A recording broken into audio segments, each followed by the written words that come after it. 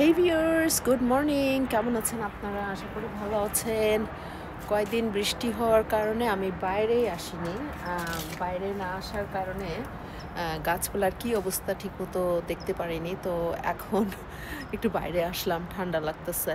তো দেখতেছেন আমার গাছের মরিচগুলা কি সুন্দর করে পেকে আছে।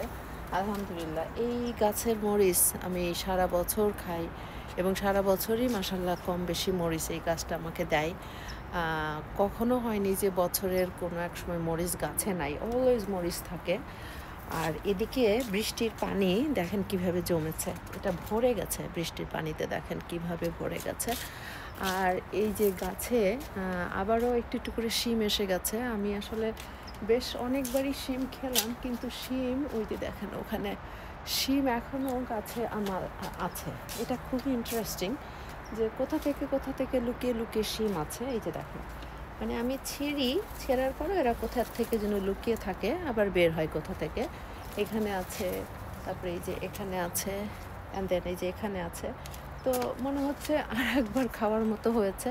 তারপরে এই যে এখানে একটু পার্পল শিমও হয়েছে। So it is very nice. ওই যে ওদিকেও আছে। সো খুঁজতে খুঁজতে দেখা যাবে যে বেশ কিছু শিম গাছে এখন পাবো, যেটা কিনা আমার একবার মানে ভর্তা মতো হয়ে যাবে। আর এদিকে কী অবস্থা ঠিক জানি না, যারা আমি 4 দিন পরে মনে হয় বাইরে এসেছি। তবে হ্যাঁ, এই যে ওয়ার্ল্ডের যে হটেস্ট পেপার, এই হটেস্ট পেপারগুলো আমি আজকে একটু ছিঁড়বো, কারণ এগুলা মানে এত ঝাল, এটা এত ঝাল, একটা কাঁচা একটা পাকা, দুটো ছিঁড়লাম। এই যে দেখতে পাচ্ছেন, দুটো ছিঁড়লাম। গাছে আরও আছে, এই যে দেখতে পাচ্ছেন গাছে আরও আছে। আর হচ্ছে একটা জিনিস নিব, সেটা হচ্ছে আমি একটা লেবু নেব গাছ থেকে।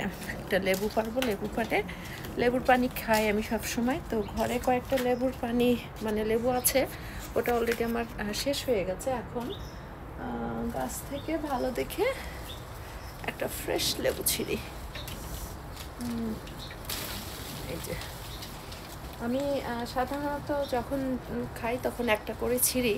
তো কাঠবিড়ালির ভয়ে দেখা যাবে যে গাছে আর লেবু রাখা যাবে না, কারণ কাঠবিড়ালি লেবু খেয়ে ফেলবে। So this is my backyard. খুব ঠান্ডা লাগতেছে, এখন ঘরের ভিতরে ঢুকে যাই। তো লেবু নিলাম, দুটো মরিচ নিলাম। তারপরে এই যে এই গাছটাতেও দেখতে পাচ্ছেন মাশাল্লাহ মরিচ আছে অনেক। এদিকটাতেও মরিচ আছে, মরিচ একেবারে গাছে পেকে আছে। অলরাইট মাই ভিউয়ার্স, লাইমও আছে, কিন্তু লাইমটা এখন আর ছিঁড়ছি না, লাইমটা পরে ছিঁড়বো। হ্যাঁ, আর আমার করলা গাছ তো মারা গেছে, এটা আবার নতুন করে গাছ লাগাতে হবে।